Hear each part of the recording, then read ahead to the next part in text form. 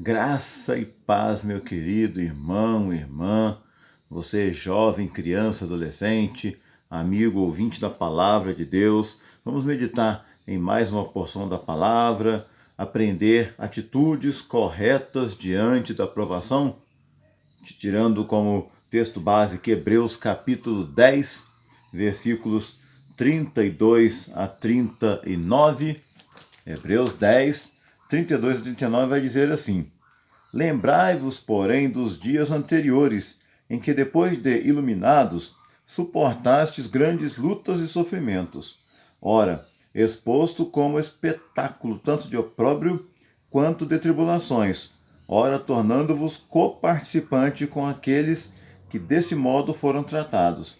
Porque não somente vos compadeceste dos encarcerados, como também aceitastes com alegria o espólio dos vossos bens, tendo ciência de possuirdes patrimônio superior e durável. Não abandoneis, portanto, a vossa confiança, ela tem grande galardão. Com efeito, tendes necessidade de perseverança, para que, havendo feito a vontade de Deus, alcanceis a promessa. 37. Porque ainda, dentro de pouco tempo, aquele que vem virá e não tardará.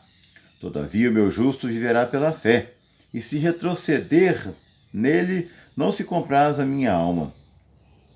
Nós, porém, não somos dos que retrocedem para a perdição, entretanto, da fé para a conservação da alma. Amém? Vamos orar? Pai eterno, Pai amado, estamos diante da Tua palavra, Pai, mais uma vez, que ela venha falar ao nosso coração, Pai. Possamos ser alimentados por ela nesta meditação. E eu seja instrumento nas Tuas mãos, é a minha oração, em nome de Jesus. Amém. Meu querido, 3 coisas que nós aprendemos aqui diante das provações. 3 atitudes: olhar para o passado, para o presente e para o futuro. Mas como assim? Para mim, perseverar mesmo quando a situação está adversa, para mim, um dos versículos que nós lemos aqui fala que nós temos a necessidade de perseverança em meio às dificuldades. Então, para mim perseverar, mesmo que a situação seja adversa, eu preciso, primeiramente, atitude para com o passado. Com o passado, a gente aprende o quê? A considerar o que Jesus fez por nós. É o verso 32 e 33. Tanto é que o escritor aqui começa dizendo a palavrinha lembrai-vos. Lembrai-vos aqui, né? Fique a lembrar aquilo que Deus fez por você. Faça disso um hábito para olhar para trás e o que Deus já fez por você e pode ainda fazer. Te sustentou, te fortaleceu, supriu as suas necessidades. Então, olhe para o passado, como ele diz aqui, lembrai-vos dos dias anteriores em que, depois de iluminados, suportastes grandes lutas e sofrimentos. O povo estava, quem estava lendo a carta aos Hebreus estava passando por lutas e sofrimentos. Quem de nós não passa por lutas, não está passando ou não já passou? Então devemos olhar para trás. Lembrai-vos, porque Deus tinha sustentado esses irmãos que haviam sofrido perseguição. Quando ele diz aqui no texto que suportaste as lutas, ora, exposto em espetáculo, ora em opróbrio, tanto de tribulação, e coparticipante deste mundo, vocês foram tratados, mostrando aqui que eles chegaram a ser presos algumas vezes, chegaram a ter suas propriedades confiscadas pela os religiosos judaicos da época. Então, em meio a tudo isso, olhe para o passado. Nós temos a tendência, muitas vezes, de esquecer as coisas que Deus faz na nossa vida e supervalorizar o problema no presente. A gente foca no problema que estamos enfrentando, na luta, na dificuldade, e esquecemos de olhar para o passado, o que Deus já fez na minha vida até aqui. Nós estamos nesse período da pandemia, desde o mês de março, né, uma vida fora do normal que nós estamos acostumados, mas Deus te sustentou até aqui, Deus proveu o pão de cada dia, Deus proveu recurso financeiro para você, né, comprar o pão de cada dia e pagar as suas despesas, Deus deu saúde para vocês, Deus fortaleceu em alguma área. Então, olhe para o passado e aprenda e seja fortalecido com o passado, mas também olhe para o presente, né? Não só para o passado, mas no passado aqui, melhor dizendo, olhando para o passado, vai dizer no verso 34, porque não somente vos compadeceste dos encarcerados, como também aceitaste com alegria o espólio dos vossos bens. O que é isso aqui, né? O espólio dos vossos bens. Era o furto ilegal, o furto violento que eles sofreram, mas aceitaram isso com alegria. Por quê? Eles sabiam que possuíam patrimônio superior e durável, né? Suportaram com alegria porque eles sabiam que existia algo melhor, um patrimônio superior, um patrimônio durável. E Paulo vai lembrar para mim e para você em 2 Crônicas, ou melhor, 2 Coríntios 5, verso 1, sabemos que se a nossa casa terrestre desse tabernáculo se desfizer, temos da parte de Deus um edifício, casa, não feita por mãos eternas no céu. Então, se a nossa casa terrestre se desfizer, se nós morrermos, se Jesus voltar antes, nós temos um tabernáculo no céu. Então, o povo aqui, os irmãos em Cristo, estavam, né, suportando isso com alegria. Por quê? Sabiam que tinha patrimônio superior e durável. E aí nós devemos ter mais uma atitude, como eu disse, para com o presente, que é o verso 37 e 38. Aquele que vem, virá. Aquele que vem, virá. E no presente, nós devemos ser constantes naquilo que Jesus faz por nós. Presente. O que ele tem feito por você até aqui.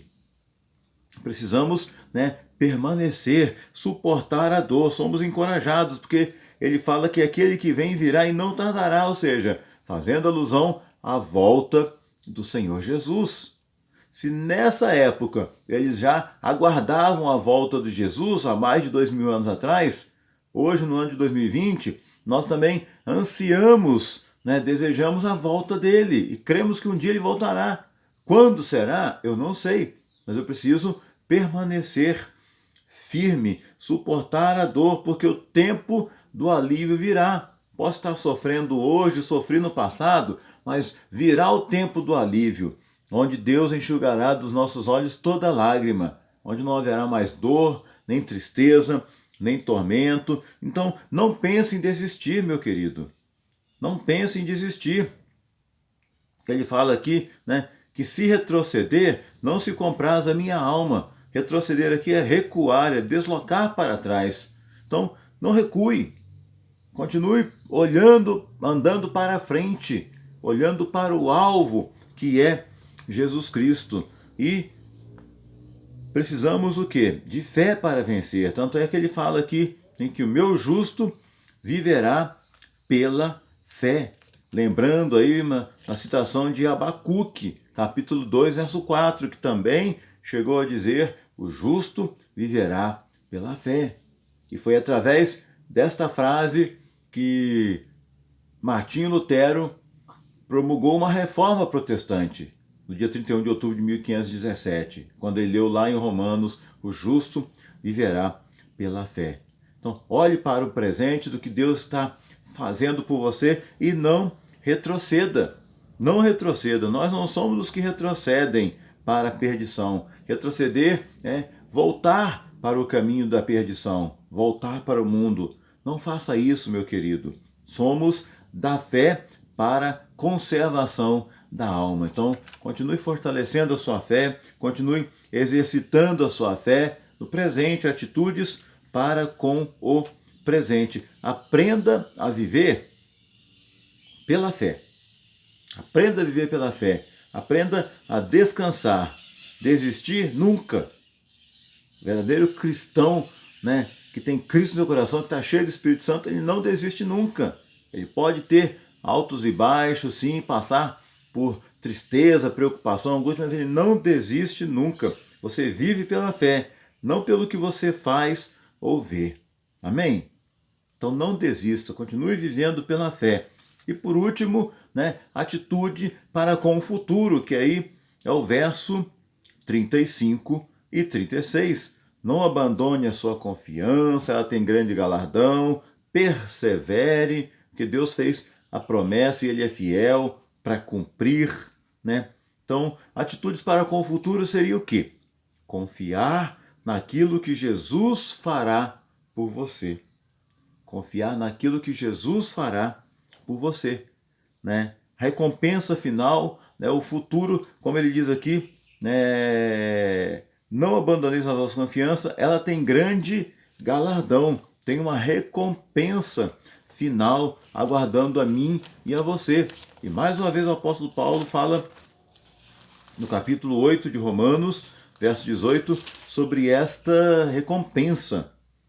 Tenho por certo que os sofrimentos do tempo presente não podem ser comparados com a glória que há de ser revelada em nós. Então, todo sofrimento agora do presente, nada se compara lá no futuro com o que Deus tem reservado para nós, que é o céu, o lindo céu. E na galeria de heróis da fé aqui, vários personagens vão falar isso. Por exemplo, quando ele fala no capítulo 11, citando aqui o exemplo de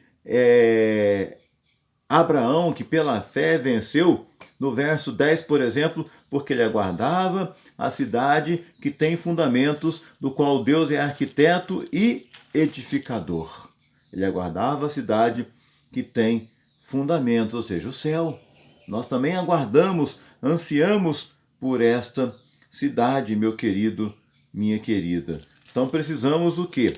Olhar para o futuro, no sentido de confiar naquilo que Jesus fará por você, Creia que amanhã Deus vai fazer milagres e maravilhas. Creia que no amanhã Deus vai entrar com providência para te dar o escape, para te sustentar, para te dar o discernimento. Creia que amanhã Deus vai estar te ajudando. Então, seja motivado, seja impulsionado a viver e a ficar firme diante do Senhor. Tanto é que ele fala aqui, tendes a necessidade de perseverança, para que, havendo feito a vontade de Deus, alcance a promessa. Persevere, vive debaixo da vontade de Deus, e aí você vai alcançar a promessa. Então, meu querido, não desista.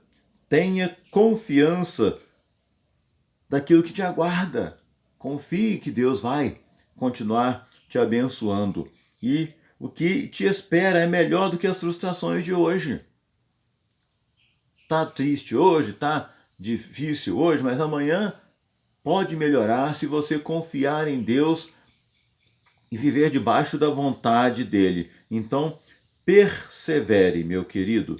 Persevere, porque tem um futuro glorioso para mim e para você. Haja o que houver, creia que Deus sempre vai estar do seu lado. Esteve do seu lado lá no passado, vai estar com você no hoje, no presente, e vai continuar estando ao seu lado no futuro.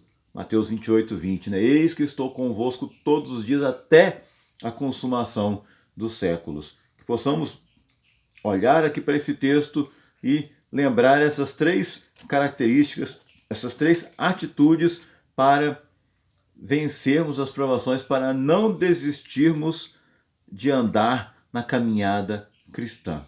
E que Ele assim nos ajude em nome de Jesus. Vamos orar então, amém? Senhor Deus e eterno Pai, muito obrigado por esta palavra, Pai, que possamos ter essas atitudes de olhar aquilo que o Senhor já fez por nós no passado, continua fazendo, ainda há de fazer, ó Pai, com os olhos da fé. Nós possamos a cada dia fortalecer a nossa fé, aumentar a nossa fé, para, confiados em Ti, Pai, perseverar, termos confiança, crer que o Senhor está no controle, ó Pai, e procurarmos viver debaixo da Tua vontade, que é a melhor para nós. Ajuda-nos, ó Deus, perdoa-nos se temos falhado, ó Pai, se temos focado mais no problema do que o Senhor Jesus, que é maior do que os problemas. Nos perdoa, Deus, e derrama uma bênção especial sobre cada um que está ouvindo esta palavra, Pai, na luta que estiver enfrentando, para que possam confiar no Senhor. É a minha oração que eu faço em nome de Jesus. Amém e amém. E que Ele assim nos abençoe grandemente.